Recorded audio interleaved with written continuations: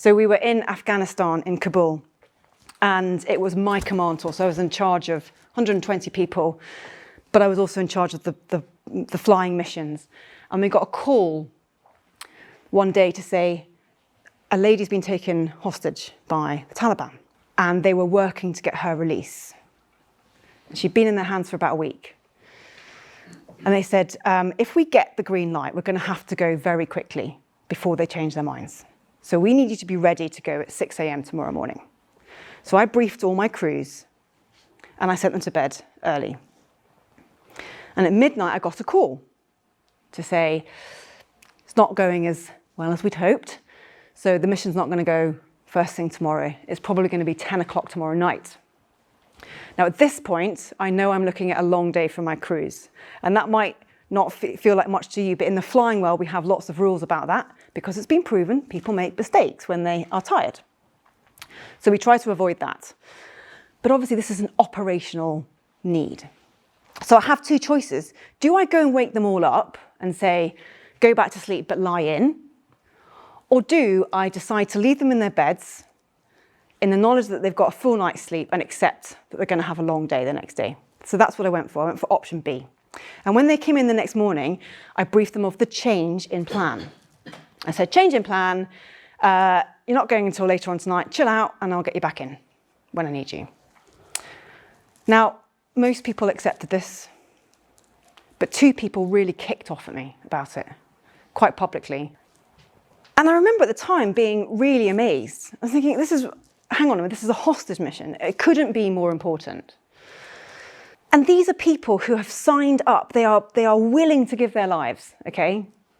These are good people who want to do the right thing, but they were resisting this change in plan.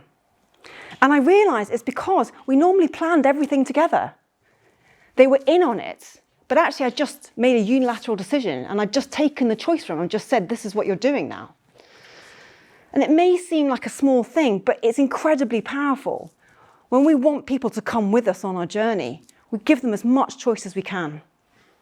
Whether it's the new aim, or whether it's the new method about how we achieve the aim, the new vision, the new speech, whatever it is we want to do, but give as much choice as we can.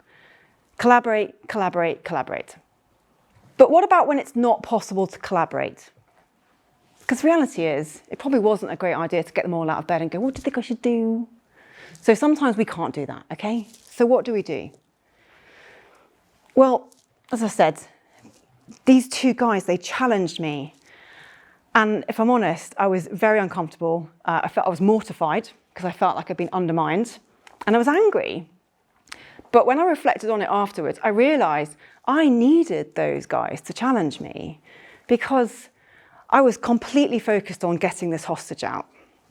But there's no point sending 6 people on a death mission to try and get one person out.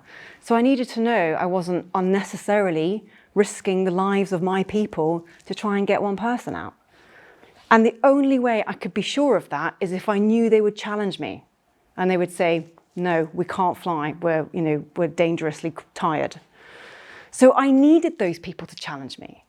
So I realized that in order to create collective intelligence, you need to have an atmosphere where people can challenge you. Because rather than one person making a decision, I've now got the weight of 6 people behind that decision. And that gave me the confidence to go ahead with the mission. But we need to positively encourage it. So you could try just asking the question, what am I missing? And invite people to disagree with you, even though it's not great to hear it sometimes. But what about when that's not possible? Because we can't always allow people to challenge us. There are times you have to give orders and people have to follow them. And that's when we use contribution. I think what I had missed that day was articulating what their contribution was to that mission. And if you can't give people a choice, and if you can't give people the right to challenge, you can tell them what their sacrifice means. You can tell them what they're contributing. And I know this works because I have given and received orders for 20 years that could result in people dying. And we all followed the orders gladly. And we did it for the same reason that you don't tend to challenge a 20-mile-an-hour speed limit around a school. You probably weren't given a choice. You probably haven't been given the right to challenge. But we all understand that we are contributing to a safer world for our children. So what I could have done better is to clearly articulate how they were contributing. And I just thought it was so obvious. I thought they knew. But sometimes people need reminding. So I learned this. Maybe just thank someone for their contribution. You'd be amazed how far that goes. Remind them what they're worth to you. If we're going to take people with us on the journey, I've learnt, give as much choice as possible, give them the right to challenge. And if you can't do that, tell them what their contribution is.